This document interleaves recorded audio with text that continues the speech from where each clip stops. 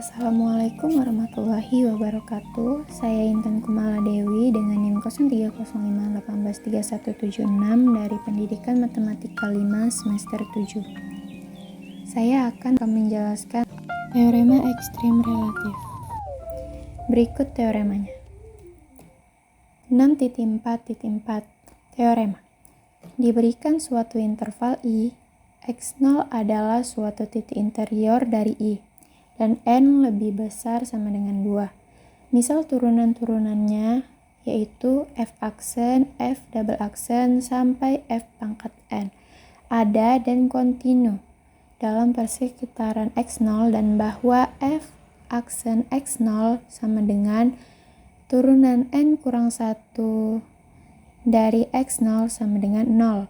Tetapi turunan N dari X0 tidak sama dengan 0, sehingga didapat 3 kemungkinan, yaitu yang pertama, jika N genap dan turunan ke N dari X0 lebih besar dari 0, maka F mempunyai minimum relatif di X0. Yang kedua, jika N genap dan turunan ke N dari X0 lebih kecil dari 0, maka F mempunyai maksimum relatif di X0. Dan yang ketiga yaitu jika N ganjil, maka F tidak memiliki relatif minimum ataupun relatif maksimum di X0. Dan sebagai pengingat bahwa minimum maupun maksimum relatif yaitu pada suatu selang kemungkinan memiliki lebih dari satu titik. Berbeda dengan maksimum global yang hanya memiliki satu titik pada satu selang.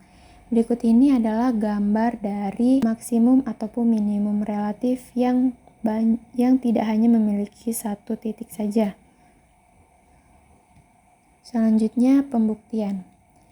Penerapan teorema Taylor di X0, kita menemukan bahwa untuk X elemen I, kita mempunyai Fx sama dengan Pn kurang 1x tambah Rn kurang 1x. Ini adalah rumus Taylor. Sama dengan Fx0 ditambah Fx0 itu adalah Pn kurang 1x ditambah sisanya yaitu turunan ke N dari C per N faktorial kali X kurang X0 pangkat N. Di bagian Fx0 ditambah, itu awalnya adalah F aksen X0 kali X kurang X0 ditambah F double aksen X0 per 2 faktorial dikali X kurang X0 pangkat 2 ditambah seterusnya. Pada keterangan sebelumnya, diketahui bahwa F aksen X0 dan F double aksen X0 itu sama dengan 0. Jadi tidak perlu dibuat kembali. Jadi langsung aja sisanya, yaitu turunan ke N dari C per N faktorial dikali X kurang X0 pangkat N. Di mana C adalah suatu titik antara X0 dan X. Karena Fn kontinu, jika Fn X0 tidak sama dengan 0, maka terdapat interval U yang mengandung X0 sedemikian sehingga turunan ke N dari X akan memiliki tanda yang sama dengan turunan ke N dari X0 untuk X elemen U. Kemudian, titik C juga berada pada interval U dan akibatnya turunan ke N dari C akan memiliki tanda yang sama dengan turunan ke N dari X0. Berikut ini adalah contoh dari gambarnya. Di sini dibilang bahwasanya Fn itu kontinu. Itu Fn kontinu. Kita misalkan ini kita punya selang X0, X0 dan X. Karena dia itu adalah kontinu dan Fn X0 tidak sama dengan 0, maka kita buat di sini titik. Kita ambil dari sini karena kontinu, ibaratkan saja dia seperti ini bentuknya. Dan katanya maka terdapat interval U yang mengandung X0. Ini yang merah, ini adalah interval U, di mana di dalamnya adalah X0. Dan ini, bagian sini dan bagian sini adalah X. Ini, di sini ada X, di sini juga ada X. Sedemikian sehingga Fn X akan memiliki tanda yang sama dengan Fn X0 untuk X elemen U, di mana kalau misalnya X0-nya ini udah jelas di sini adalah positif. Karena dia tidak sama dengan 0 bisa positif maupun negatif. Tapi saya buat di sini adalah positif.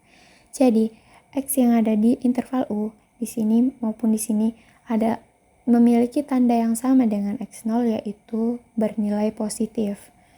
Begitu juga dengan turunan ke N dari C.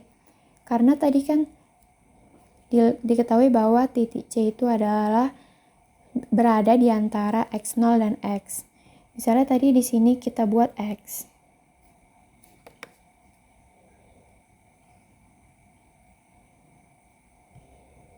Titik X0 dan X, mungkin di sini bisa ada C.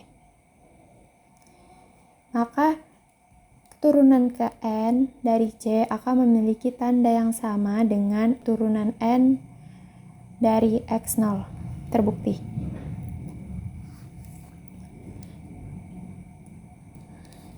Selanjutnya, yang pertama, jika N genap dan turunan ke N X0 lebih besar dari 0, maka X elemen U kita punya turunan ke N dari C lebih besar dari 0. Dan itu sudah pasti dari yang sudah saya jelaskan sebelumnya, bahwasanya turunan ke N dari C ini akan sama dengan turunan N dari X0.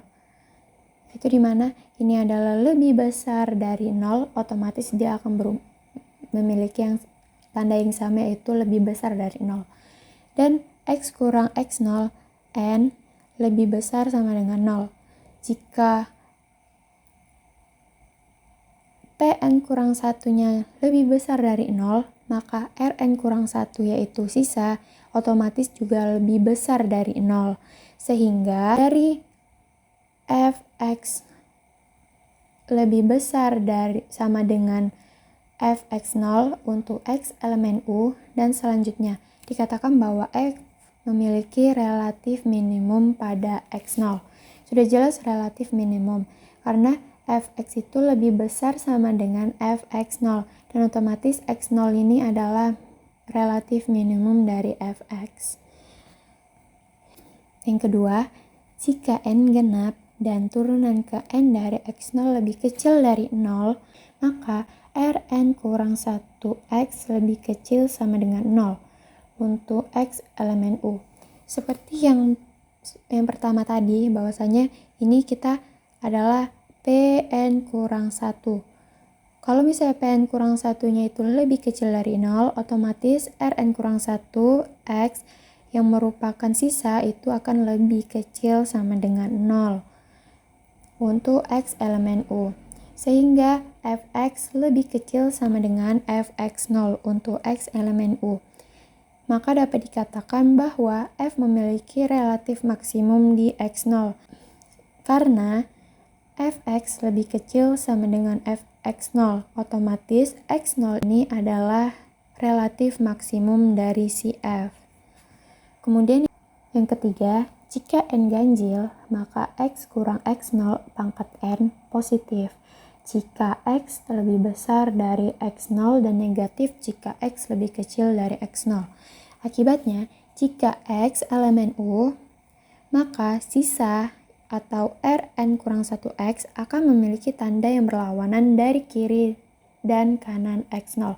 Misalnya kirinya negatif, maka kanannya adalah positif. Dan jika kanannya positif, maka kirinya adalah negatif. Jadi, dapat dibuktikan bahwa F tidak memiliki relatif minimum ataupun relatif maksimum di X0. Terima kasih. Sekian dari saya. Wassalamualaikum warahmatullahi wabarakatuh.